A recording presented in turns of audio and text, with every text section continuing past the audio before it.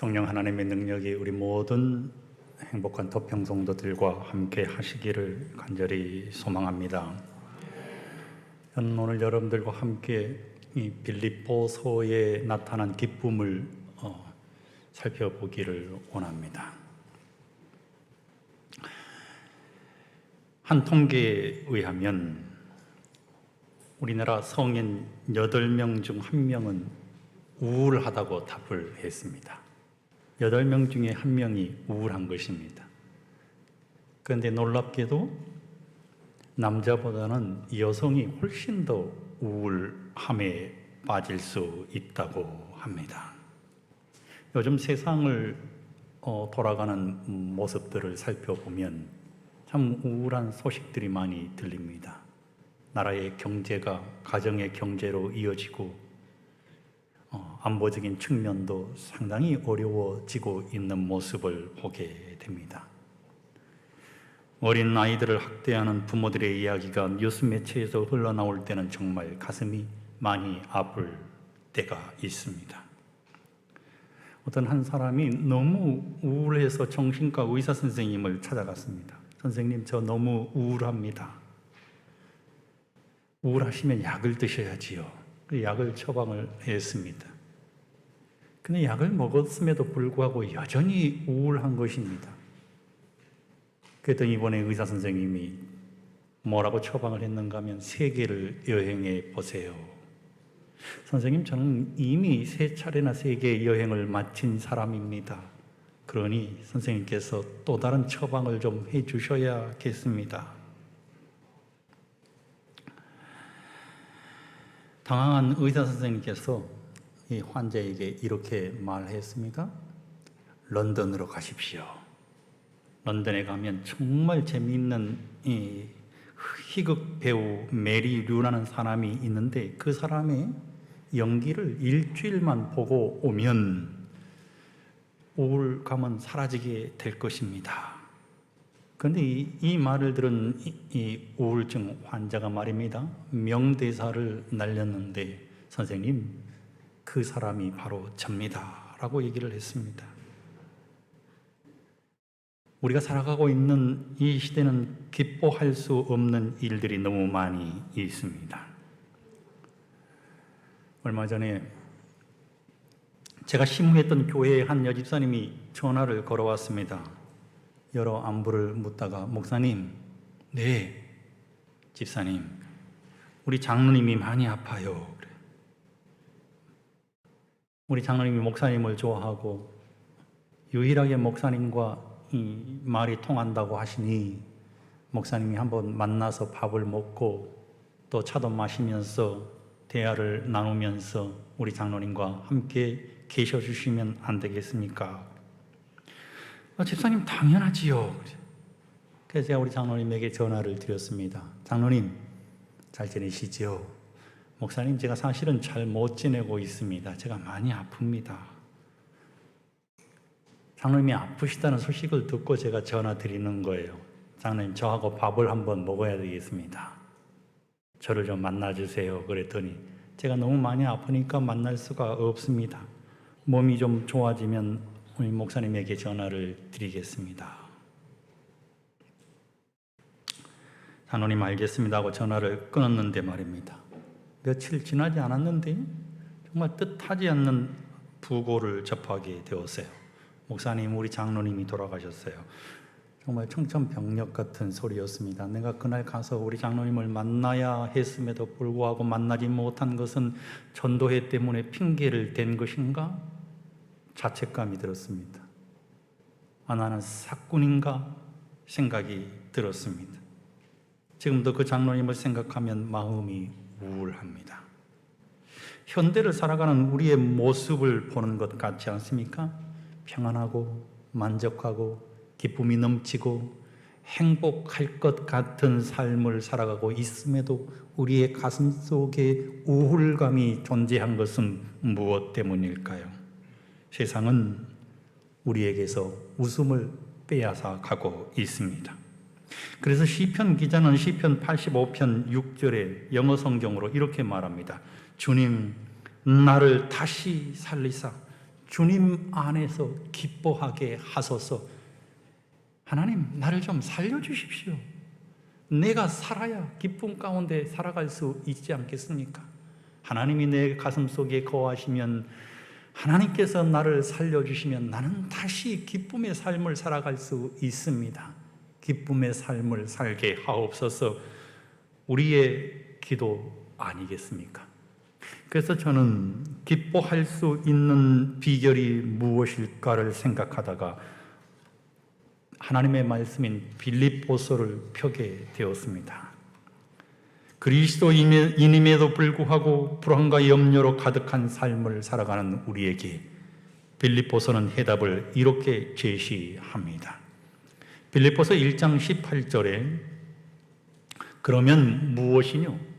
예모로 하나 참으로 하나 무슨 방도로 하든지 전파되는 것은 그리스도니 이로써 내가 기뻐하고 또한 기뻐하리라. 사도 바울은 그리스도가 내 안에 계시니 나는 기뻐하고 기뻐하겠다고 말합니다. 그러면서 오늘 우리에게 사도 바울이 빌립보서 4장 4절에 주 안에서 항상 기뻐하라. 내가 다시 말하노니 기뻐하라 라고 말씀하고 있는 것입니다.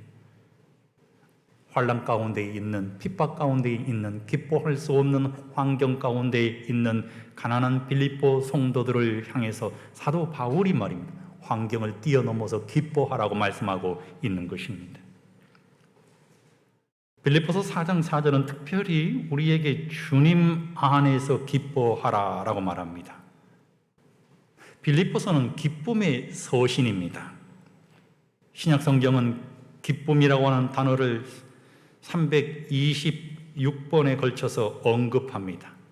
그래서 신약성경은 기쁨의 강이 흐른다라고 말합니다. 그런데 말입니다. 빌립보서는 정말 짧은 4장으로 기록되어 있는데 기뻐하라고 하는 이 기쁨이라고 하는 단어가 무려 성도 여러분 16번에 걸쳐서 기록되어 있는 것입니다. 기쁨의 강물이 흘러서 빌립보서에서 기쁨의 바다가 되는 것입니다. 빌립보 교회를 향한 사도 바울의 설교는 입만 열면 기뻐하라고 말합니다.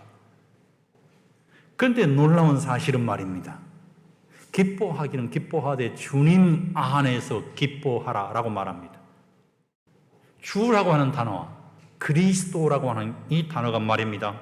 짧은 4장으로 기록되어 있는 빌립보서에서 무려 50번에 걸쳐서 사용되어졌습니다. 그러니까 사도 바울이 예수님을 얼마나 중요하게 생각했는지, 주님 안에서 기뻐하는 신앙의 삶이 얼마나 우리를 행복한 삶으로 이끌어가는지 빌립보 성도들을 향해서 주 안에서 기뻐하라고 말하고 있는 것입니다. 주 안에서 기뻐하는 것이 무엇일까? 바클레이라고 하는 주석가는 말입니다. 그리스도 안에라고 하는 의미를 주석할 때 예수 그리스도에게 항복한다라고 하는 개념으로 사용했습니다. 그런 의미에서 사도 바울은 그리스도에게 항복한 사람이었습니다. 왜냐하면 사도 바울이 빌립보서 1장 8절에서 빌립보 교회 성도들을 향하여 예수 그리스도의 심장으로 내가 너희를 사랑한다라고 말하고 있기 때문인 것입니다. 사도 바울의 가슴 속에는 그리스도의 심장이 있었습니다. 예수님께 항복한 삶을 살아간, 예수님에게 굴복한 신앙의 삶을 살아간 사도 바울에게 예수님은 예수님의 심장을 주신 것입니다.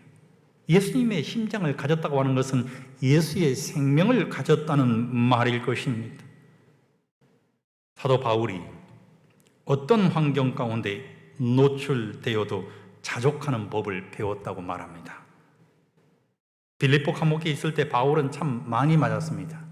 그런데 빌립보 감옥에서 엄청난 핍박을 받은 사도 바울이 말입니다. 감옥으로 되돌아와서는 그가 작고를 차고 있었음에도 불구하고 하나님을 찬송하기 시작했습니다. 하나님을 찬송하기 시작하니까 그의 가슴 속에 기쁨이 흘러 넘치기 시작했습니다. 성도 여러분, 사도 바울이 기뻐할 때 하나님께서는 빌립보 감옥의 문을 열어주십니다. 그 찬송과 그 기쁨의 소리가 간수장에게까지 들리게 됩니다. 간수장이 예수 그리스도를 개인의 구주로 영접하는 놀라운 역사가 일어나게 됩니다. 그리고 빌립보 교회 전체가 그 소식을 들었습니다. 감옥에서 사도 바울이 기뻐하고 찬양하게 되었을 때, 간수장이 예수 그리스도를 개인의 구주로 영접했대, 우리도 기뻐하는 신앙의 삶을 살아가야 되지 않을까? 우리가 가난하지만, 우리가 핍박을 받고 있지만, 우리가 시험을 당하고 있지만, 사도 바울 선생님이 예수 그리스도의 심장을 가졌기에 우리도 그리스도 예수의 심장을 가지고 기뻐하는 신앙의 삶을 살아가야 하지 않을까? 성도 여러분, 우리는 반드시 기억해야 합니다. 우리가 찬양하고 우리가 기뻐하는 신앙의 삶을 살아가면, 기뻐할 수 없는 환경 가운데 노출되어 있지만 기뻐하는 신앙의 삶을 살아가면 하나님께서는 우리의 모든 문제를 해결해 주시는 것입니다. 빌립보 감옥을 열어주신 것처럼 말입니다. 사도 바울이 오늘 우리에게 이렇게 고백했습니다. 나의 간절한 기대와 소망을 따라 아무 일에든지 부끄러워하지 아니하고 지금도 전과 같이 온전히 담대하여 살든지 죽든지 내 몸에서 그리스도가 존귀하게 되게 하려 하나니, 이는 내게 사는 것이 그리스도니 죽는 것도 유익함이라. 사도 바울은 예수님에게 자신의 인생을 올인한 사람입니다. 예수가 그의 삶의 전부였습니다. 어떤 한 시인이 10대에는 친구가 나의 전부이더니, 20대에는 차량이 나의 전부이더니, 30대와 40대에는 집이 나에게 전부이더니 지금은 예수 그리스도께서 나의 전부입니다라고 노래했습니다. 사도 바울도 마찬가지인 것입니다. 그리스도가 내게 살아 있으니 죽는 것도 유익하다라고 기록하고 있습니다. 예수님을 존귀하게 여기는 것, 이것이 나의 삶의 최종의 목표라고 사도 바울은 노래한 것입니다. 그러면서 사도 바울은 우리가 예수 안에서 기쁨을 누리는 것이 무엇인가를 세 가지로 가르치고 있는데요. 첫 번째, 우리가 그리스도 예수 안에서 기뻐할 수 있는 것은 그리스도 예수의 마음을 품었을 때 가능하다고 노래했습니다. 빌립보서 2장 5절로 8절에 너희 안에 이 마음을 품어라, 곧 그리스도 예수의 마음이니. 예수님의 마음을 품을 때 우리는 기뻐할 수 있다라고 하는 것입니다. 이 땅을 살아가고 있는 우리에게 예수의 마음을 가지는 것이 얼마나 중요한가. 예수의 마음은, 성도 여러분, 어떤 마음이 예수의 마음일까요? 예수의 마음은 사랑의 마음입니다. 예수의 마음은 이해입니다. 예수의 마음은 배려입니다. 예수의 마음은 위로입니다. 무엇보다도 예수의 마음은 낮아짐인 것입니다. 예수의 마음으로 이 땅을 살아가면 우리는 기뻐하지 않을 수가 없는 것입니다. 내가 생활하고 있는 모든 공간에서 예수의 마음을 갖게 된다면 나를 통해서 그 기쁨이 상대방에게 전염된다는 사실을 우리는 기억하게 되시기를 주의 이름으로 간절히 축원드리는 것입니다. 두 번째로, 주 안에서 기뻐하는 신앙의 삶은 철저하게 예수 중심적인 삶인 것입니다. 예수님을 우선순위에 두게 되면 우리는 기뻐하지 않을 수가 없는 것입니다. 예수님을 존귀하게 여겼던 사도 바울은 우리에게 빌립보서 3장 8절에 예수님을 최우선순위에 두라고 고백하면서, 또한 모든 것을 해로 여김은 내 주 예수 그리스도 예수를 아는 지식이 가장 고상함을 인함이라. 내가 그를 위하여 모든 것을 잃어버리고 배설물로 여김은 그리스도를 얻고 그 안에서 발견되려 함이니. 그리스도 중심의 삶을 살아가기로 결심한 사도 바울은 말입니다. 자신이 가지고 있는 것은 모두 다 잃어버렸다 할지라도 내 마음이 기쁘니 그리스도께서 내 안에 살아 계시기 때문이다. 그리스도 예수를 아는 지식을 가졌기 때문이라고 말씀하고 있는 것입니다. 성도 여러분, 마지막 세 번째로 우리가 주 안에서 기뻐해야 하는 것은 우리가 재림 신자이기 때문인 것입니다. 우리는 소망을 가진 사람 아니겠습니까? 예수님께서 우리에게 부르심의 상을 주셨는데 빌립보서 3장 14절은 표대를 향해 그리스도 예수 안에서 하나님이 위에서 부르신 부름의 상을 위하여 쫓아가노라. 빌립보서 3장 20절은 말입니다.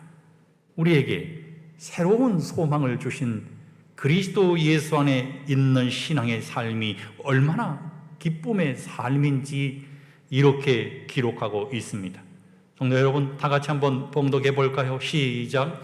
그러나 우리의 시민권은 하늘에 있는지라 거기로부터 구원하는 자 곧 주 예수 그리스도를 기다리노니. 우리의 시민권은 이 땅이 아니라 하늘입니다. 예수님을 기다리는 사람들인 것입니다. 그래서 우리를 향해서 재림 신자라고 말하고 있지 않습니까? 예수님을 기다리는 신앙의 삶을 살아갈 때 우리는 기뻐하지 않을 수가 없는 것입니다. 그러므로 주 안에서 다시 오실 그리스도 예수를 생각하시면서 기쁨의 신앙의 삶을 살게 되시기를 주의 이름으로 간절히 축원드립니다. 두 번째로는 어디서든 기뻐하라. 내가 어떤 장소에 있든지 기뻐하라 라고 말합니다. 제가 젊었을 때는 교회에서 방문하고 또 교회의 모든 업무를 마치고 집에 들어오면 입을 닫았습니다. 집사람이 아무리 무슨 말을 해도 말하기가 싫어요. 너무 지쳐가지고 말입니다. 근데 성경은 뭐라고 말씀하고 있다고요? 내가 어디에 있든지 기뻐하라. 어떤 환경 가운데 노출되어 있다 할지라도 기뻐하라 라고 말하고 있는 것입니다. 실제로 사도 바울은 우리가 상상할 수 없는 환경 가운데 노출되어 있었던 사람입니다.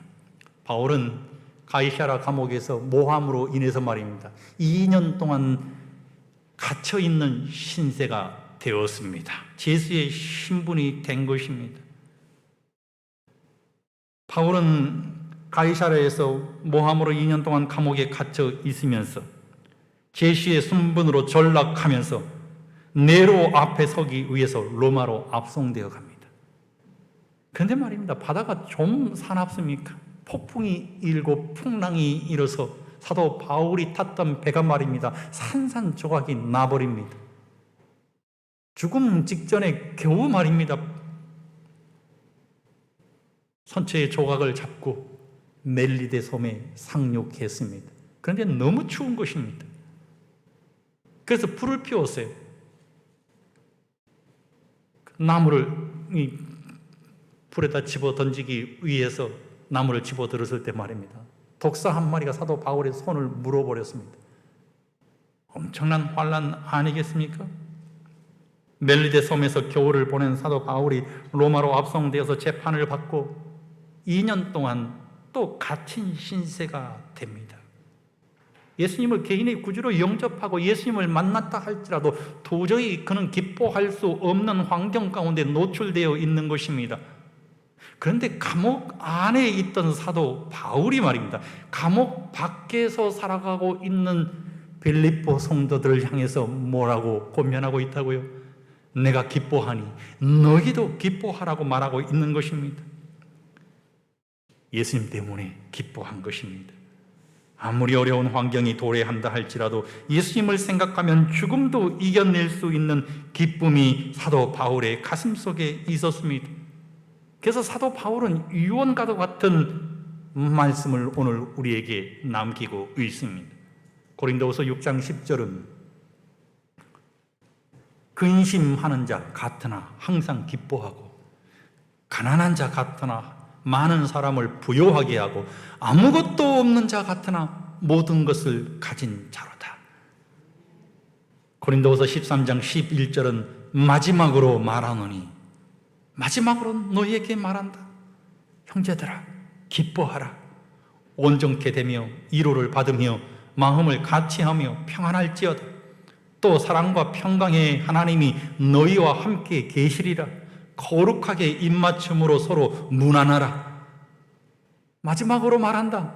기뻐해라. 왜냐하면 하나님께서 우리를 이루어하시고 하나님께서 우리에게 평강을 주시기 때문이다. 뿐만 아니라 하나님께서 우리와 함께 하시겠다고 하셨으니 거룩하게 입맞춤하며 기뻐하라 라고 말하고 있는 것입니다.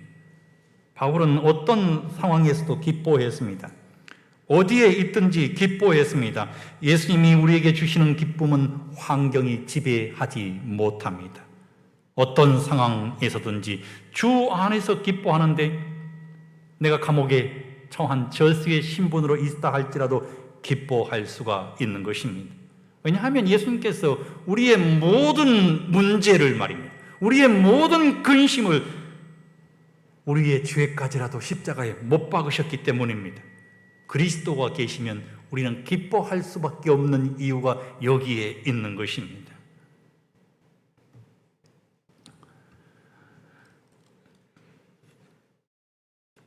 지난주에 우리 조한근 장로님과 우리 이은정 집사님 따님이 조혜인 자매가 미국의 코로나19로 인해서 한국에 들어왔다가 그리고 또 일도 있어서 한국에 들어왔다가 자가격리를 14일 동안 엄마와 함께 보내고 지난 모든 일을 마치고 지난 화요일에 들어갔습니다.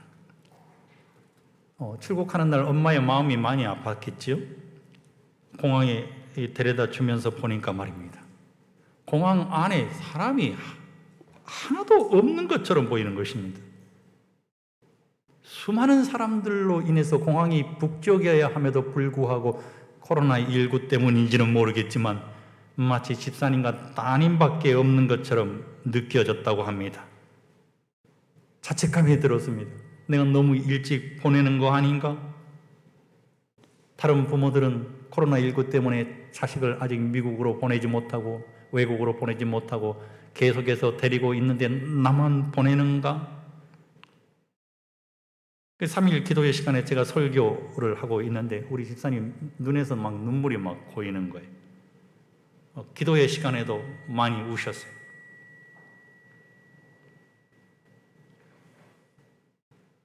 딸을 보내는 이 집사님이 그 아픔을 사겨내는 모습을 보게 되는 것입니다.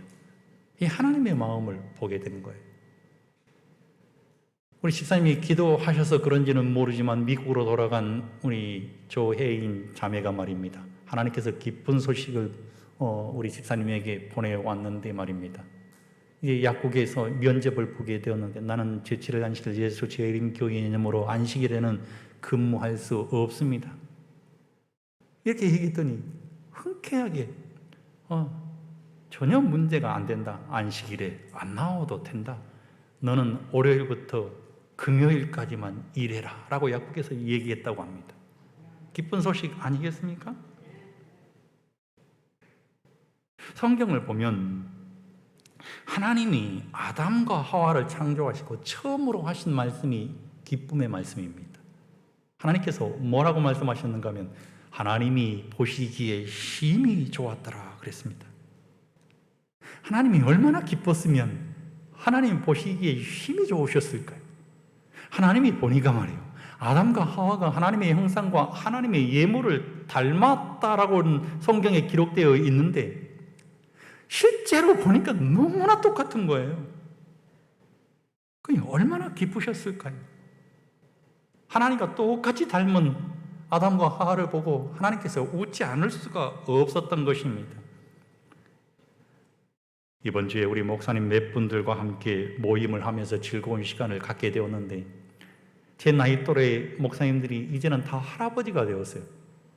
그러니 자리에 앉으면 시도 때도 없이 손주 자랑을 하는 것입니다. 한 목사님이 핸드폰을 사위한테 가져오라고 하더니 말이에요. 손주 모습을 목사님들에게 보여주면서 자랑하는 거예요. 그 동영상도 틀어가지고 동영상이 좀 깁니까? 그 동영상을 끝까지 보게 했어요. 그래서 제가 속으로 우리 손녀 자랑은 우리 교인들이 있는 전체 앞에서 해야 되겠다 이렇게 생각을 하고 오늘 손녀 자랑을 좀 하려고 하는 것입니다. 우리 손녀가 저를 부를 때는 목사님 할아버지입니다. 참 좋은 칭호 아니겠습니까? 신내동에 있는 할아버지는 그냥 신내동 할아버지인데 저는 목사님 할아버지. 할아버지가 목사이니까 손녀가 하나님과 관련된 행동을 하면 너무나 이쁘게 보입니다. 저놈이 할아버지를 닮았네. 아이가 시끄러운 음악을 틀어주면 무섭다고 합니다. 동요를 틀어주어도 춤을 추지 않습니다. 그런데 찬미가를 틀어주고 또 어린 아이들이 부르는 찬송을 틀어주면 아이가 말입니다, 얼마나 좋아하는지 그 노래를 따라 부르면서 모르는 노래가 없을 정도로 찬미 찬미 복 주신 구세주 예수, 이 찬미도 막 같이 부르면서 춤을 춰요. 실제로 아이가 출석하고 있는 교회에서 노래가 나오는데 지 혼자 나가가지고 여기에 맞춰서 이렇게 춤을 추는데 얼마나 엉덩이를 잘 흔드는지 모르겠습니다. 할아버지를 닮았구나. 제가 이 영상을 수백 번 보지만 지금도 여전히 성도 여러분 행복합니다. 흐뭇합니다. 하나님께서 말이에요, 아담과 하와를 보시니까 너무나 하나님과 똑같이 닮아 있는 모습을 보시고는 너무 기쁜 것입니다. 그래서 아담과 하와를 두어야 할 장소를 말입니다, 에덴 동산이라 칭했습니다. 성도 여러분, 구약 성경의 헬라어 번역 본인 70인역에서는 에덴 동산을 기쁨의 정원, 희락의 정원이라고 말했습니다. 평강의 정원이라고 말한 것입니다. 하나님께서 기쁨의 생명인 아담과 하와를 말입니다, 기쁨의 정원 속에 두신 것입니다. 실제로 에덴 동산은 4개의 강이 흐르고 있었고 기와 요초가 만발했고 수많은 과일나무가 열매를 맺고 그곳엔 생명나무와 생명수도 있었습니다. 무엇보다도 그곳이 기쁨의 동산이 될 수 있었던 것은 그곳에 하나님이 계셨기 때문인 것입니다. 그런데 말입니다, 죄는 우리의 얼굴에서 기쁨을 빼앗아 가버렸습니다. 기쁨을 잃어버린, 우리의 얼굴에서 웃음을 가져가 버린 사탄으로 인해서 성도 여러분, 우리는 우울감에 사로잡히게 되었는데 하나님께서 우리를 다시 기쁨의 정원으로 데려가시기 위해서 말입니다, 골로새서 3장 10절에 있는 말씀처럼 우리를 다시 새로운 생명으로 재창조하시기 위해서 말입니다, 아들 예수 그리스도를 우리에게 보내셨습니다. 그리고 우리가 가지고 있는 모든 슬픔과 우리가 가지고 있는 모든 우울과 우리가 가지고 있는 모든 아픔을 십자가에 못 박아 버리십니다. 그리고 예수 그리스도를 세상의 참 빛이라고 말씀하셨습니다. 예수님께서 우리에게 오셔서 우리에게 기쁨의 정원으로 초대해 주셨으니 말입니다, 사도 바울이 어떤 환경 가운데 노출되어 있다 할지라도 기쁘지 않을 수가 없었던 것입니다. 하박국 선지자는 하박국 3장 17절로 19절에 비록 무화과 나무가 무성하지 못하며 포도나무에 열매가 없으며 감람나무에 소출이 없으며 밭에 먹을 것이 없으며 우리의 양이 없으며 외양간에 소가 없을지라도 가진 것이 아무것도 없다 할지라도 나는 여호와로 말미암아 즐거워하며 나의 구원의 하나님으로 말미암아 기뻐하리로다. 주 여호와는 나의 힘이시라. 나의 발을 사슴과 같게 하사 나를 나의 높은 곳으로 다니게 하시리로다. 느헤미야는 느헤미야 8장 10절에 여호와로 인하여 기뻐하는 것이 너희의 힘이니라. 하나님이 우리의 가슴 속에 계시니 성도 여러분 기뻐하시기 바랍니다. 빌립보서 4장 4절 우리 교회의 성경 주석은 마음의 평화를 주는 그리스도의 능력은 외적인 환경에 의존하지 않는다라고 기록했습니다. 주 안에서 기뻐하시고 어디에 있든지 어떤 상황 가운데 노출되어 있다 할지라도 여러분의 처지를 보지 마시고 하나님을 바라보심으로 인하여 기뻐하고 즐거워하게 되시기를 주의 이름으로 간절히 축원드립니다. 세 번째로는 항상 기뻐하라라고 기록하고 있습니다. 항상 기뻐하라. 한결같이 기뻐하라. 어떤 시간에서든지 늘 기뻐하라고 하는 것입니다. 어제나 오늘이나 장래에도 평안하며 소망 가운데 거하는 것이 우리를 향한 하나님의 생각이기 때문에 기뻐하라는 것입니다. 항상 기뻐하고 쉬지 말고 기도하며 범사에 감사하는 것이 그리스도 예수 안에서 우리를 향한 하나님의 뜻이기 때문에 기뻐하라고 말씀하고 있는 것입니다. 성도 여러분, 고난 중에 있어도, 행복한 일 가운데 있어도, 그냥 일상을 살아간다 할지라도 주님은 우리에게 항상 기뻐하라고 명령하고 있습니다. 대쟁투 477쪽은 그리스도인 생애는 겸손으로 특징 지어져야만 하지만 슬픔과 자화 열시 같은 것으로 특색이 이루어져서는 안 된다. 하나님께서 인정하시고 축복하시는 생애를 누리는 것이 각 사람의 특권이다.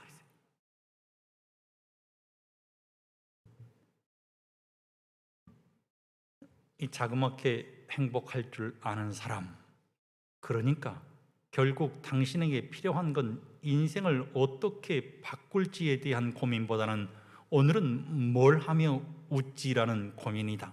1cm의 다이빙이라는 책에 나오는 이야기입니다. 이 책에는 말입니다, 사람이 우울한데 어떻게 하면 그 우울감에서 벗어날 수 있을까 계속해서 쓰다가 결론적으로 이렇게 얘기하고 있는 거예요. 너희는 자그맣게 행복해 할 줄 아는 사람이 되어라. 인생을 어떻게 바꾸지? 어떻게 하면 기쁘지? 어떻게 하면 행복하지? 라고 생각하기보다는 뭐라고요? 오늘은 뭘 하며 웃지?